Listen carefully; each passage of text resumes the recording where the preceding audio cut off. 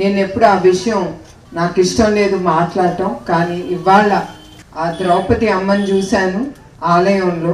మీ అందరికీ తెలుసు ద్రౌపది అమ్మ గురించి, మీకు తెలుసా లేదా? అప్పుడు కౌరవులు ఏం చేశారు?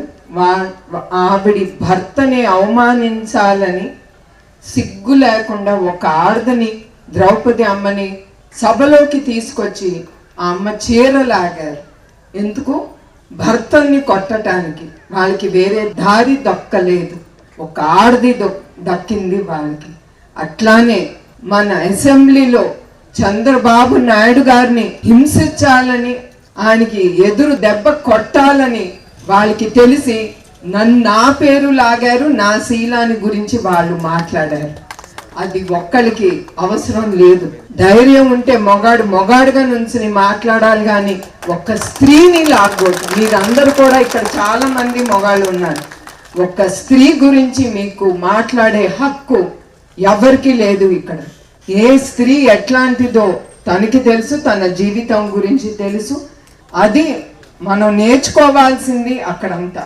అది అన్నీ అయిన తర్వాత ద్రౌపదికి కృష్ణుడే దిగి వచ్చి ఆవిడికి సహాయం అందించాడు. అట్లా ప్రజల్లో దేవుడు వచ్చి, అట్లా చంద్రబాబు నాయుడు గారికి కానీ ఆయన కుటుంబం కానీ ప్రజల్ని దేవుళ్ళుగా మా కుటుంబంకి నుంచున్నారు. అది నేను ఎప్పుడూ మర్చిపోను.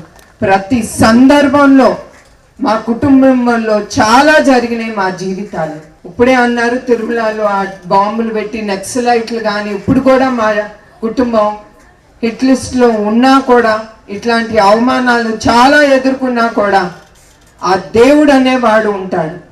ఎప్పుడు మా కుటుంబం మీకోసం, ప్రజల సేవ కోసం వాళ్ళు ఉన్నారు. వాళ్ళు అట్లా మా కుటుంబం ఉంది గనక ఆయన్ని రాజమండ్రిలో నిర్బంధించినప్పుడు మీ అందరికీ తెలుసు, రుజువు ఏమీ లేకుండా 57 రోజులు నుంచున్న ఆయన ఖైదీ చేసినప్పుడు అప్పుడు దేవుడే దిగొచ్చి ప్రజల ద్వారా ముందుకొచ్చారు.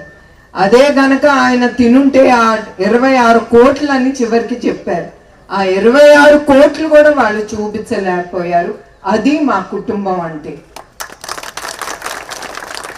అట్లానే ఇప్పుడు నా గురించి మీకు ముందర ఎందుకు చెప్తున్నానంటే, ఏనాడు నేను ఆ విషయం మాట్లాడలేదు. మగవాళ్ళని అందరికీ గుర్తు చేయటానికి తప్ప వేరే దానికి కాదు. ఇదేమి ఎలక్షన్ క్యాంపెయిన్ కాదు, నాకు అవసరం కూడా లేదు. ఇది స్త్రీని మర్యాదించాలి, స్త్రీ ఒక అమ్మ లాంటిది అనేది మీరందరూ మర్చిపోకూడదు. అది మీ అందరికీ గుర్తు చేయడానికి ఇది చెప్పేది ఈ విషయం.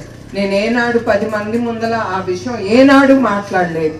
కానీ ఇప్పుడు ఆ ద్రౌపది అమ్మని ఆ గుడిలో చూశాను కనుక మీకు ఒకసారి విన్నవించాలని నా మనసులో ఏముంది అని నేను మాట్లాడాను. అది నేను ఎవరికి అక్కర్లేదు. నా భర్తకి తెలుసు, అందరికీ తెలుసు నేను ఎట్లాంటి దాన్ని. So that's not at all important for me.